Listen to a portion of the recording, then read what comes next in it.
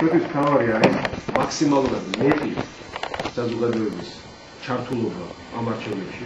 მოუწოდოთ ყველას, რომ მიიღოს მონაწილეობა არჩევნებში დაახლოებით 70-75% მაინც რომ მოვიდეთ დედაქალაქში. ანუ საკუთარი არჩევანის უფლება გამოიყენოს და არ დაიდეს სახში. აი ეს არის თავი სამოქალაქო აქტივობა. და დარწმუნებული ვარ ამ შემთხვევაში, ვეროდ რომ ნაკლები შანსი იქნება გაყალბების, სხვადასხვა ასე ვთქვათ მანიპულირების, რომელიც უკვე დღეს მიმდინარეობს პრაქტიკულად. სიებთან დაკავშირებით გახსოვთ, რომ გავაკეთეთ განცხადება, რა დარღვევებია. თვითონ საარჩევნო სისტემაში ნდობა საზოგადოებაში ძალიან მწაბალია. აი ამის გადალახვა, ამ ნიჰილიზმის, უძღლობის გადალახვა არის მთავარი დღეს. და სწორედ ამაზე ვარ გადართული, იმიტომ ხდები ხალხს, იმიტომ მათ საზოგადოებასთან ურთიერთობა, რომ მოუწოდო მათ, რომ სამოქალაქო აქტივობით მოვიდნენ არჩევნებში.